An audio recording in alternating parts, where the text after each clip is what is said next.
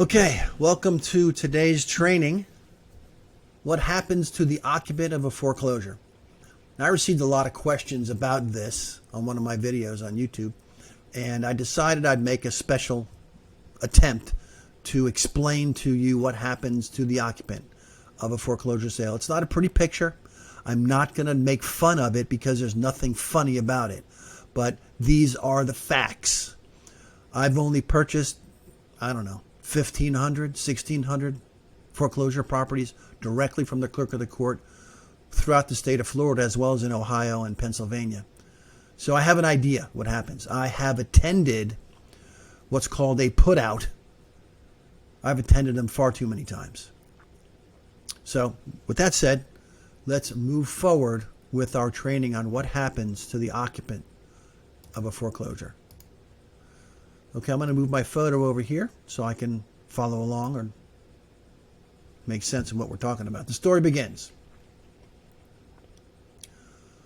Once a foreclosure auction is held in Florida, there's what's called a 10-day objection period. So the sale is held on day 1. The objection period starts on day 2 and runs through day 12, 10 days after, not including the day of the sale. During this objection period, anybody can file an objection. Even if you didn't attend the sale, even if don't even have an online account, you can send in a letter to the judge that says, yesterday I had a ham sandwich with mustard and mayonnaise for lunch. I hereby object to the sale. You've sent it to the court and got the right case number on it. The judge is going to have to consider it to be an objection. So anybody can make an objection during that 10-day period. But this 10-day period should not be confused with a redemption period. The redemption period is a period of time in which the defendant, or the person that's being sued for foreclosure, has the opportunity to repay the loan, pay it off, and get out from underneath the foreclosure. You cannot redeem during the objection period. In Florida, the defendant's right to redeem expired when the clerk issued the certificate of sale. Now, see, I thought it was earlier than that, but I looked it up yesterday before I did this, and it says certificate of sale.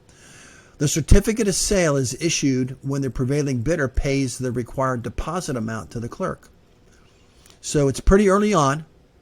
I thought that the redemption period was over when the clerk issued the notice of sale.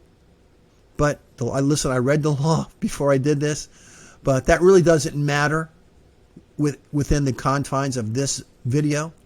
It just means that the redemption period is a lot sooner than people think, and it is not during the objection period. Let's move on. Story continues, and I'm going to move me over to the other side. Hope you don't mind.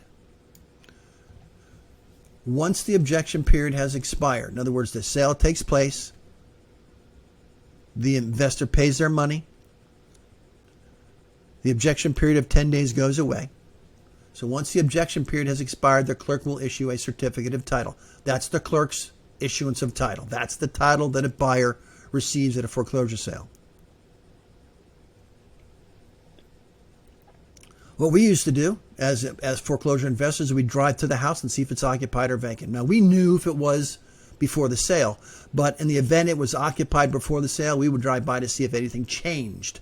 In other words, if it got better for us, if the occupant moved out. So upon application of the prevailing bidder, that would be the buyer or the new property owner, the clerk will issue what's called a writ of possession. A writ of possession is then delivered to the property owner, and then delivered to the county sheriff. The sheriff will post the writ on the front door and give the property occupant a few days to move out, generally about 3 days. So let me do this again slowly. So once we go by the property and we see that it is still occupied, I will knock on the door. I've done this hundreds and hundreds of times. Let them know that the property sold at a foreclosure sale and that my company, was a prevailing bidder, and what are your plans to leave the property? It's at that time I'm going to start getting the excuses. I'll learn who they are, whether they're a tenant or the owner. If they're a tenant, they're always going to ask if they can rent the property from us. If they're an owner, they're always going to ask if I can stay a little longer. The answer is always no. And if I cannot negotiate an exit for that occupant, now I'm saying occupant because it can either be a tenant or the owner, but if I cannot negotiate a safe exit from that property and timely, I'll go to the clerk of the court and I'll ask for a writ of possession. Writ of possession is a document that I have to prepare myself and deliver to the clerk. Unless the final judgment says in the body that a writ of possession can only be issued by order of the court, the clerk will issue it.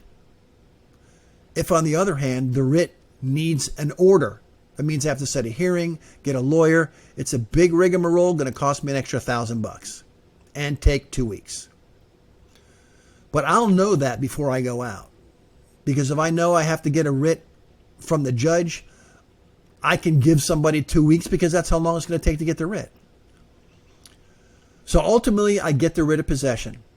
I have to deliver it to the sheriff along with a fee for them to go out and post it.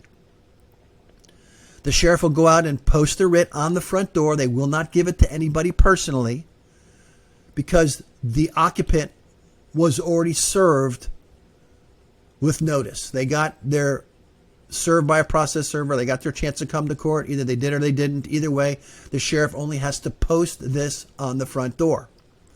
And it's a scary notice, man. It says that I'm going to return in 3 days, not me, the sheriff. I'm going to return in 3 days with the power of the county behind me. In other words, you need to get out. So the writ generally gives the occupant 3 days to vacate. So the sheriff posts a notice, goes away. In 3 days, the sheriff will call me because he knows I'm watching this and ask me if the occupant has vacated. If I have any questions, I'll take that back. If I had to go get a writ, I want the sheriff to go put the people out. Even if they're not there, even if he knocks on the door, they don't answer. Also, I have to provide a locksmith to get in. And I do that. So I'm going to go back and summarize this real quick because I think I made a little bit of a mess. The sheriff posts the property, giving the occupant 3 days to get out. I drive by and look and see. The sheriff calls me in 3 days and he asks me, have they vacated? And I'll say, no, they have not. And he'll say, okay, I'm going to come over for the put out. That's what he calls it. We're going to put the people out of the property on Tuesday at 8 o'clock in the morning. So it's my job to be there Tuesday, 8 o'clock. And I also have to provide a locksmith. And I also have to provide somebody to help move the occupant's possessions out into the street. And that's where it gets ugly. So I got to show up with 3 guys, locksmith and 2 helpers, to move the guy's stuff out into the street. It's an unfortunate part of the business, but the way I look at it is I did nothing to put the person in this position. It wasn't like I took his mortgage payment out of the mailbox and made sure it didn't get to the bank. That's not what happened. I'm just trying to make a living and I'm trying to feed my family, and this is how I chose to do it, and this is just part of the business. And this is a skill, the ability to deliver and live through a bad situation is something that you can learn. It's best if you experience a couple times with other guys that know what they're doing. But it's tough. It's tough.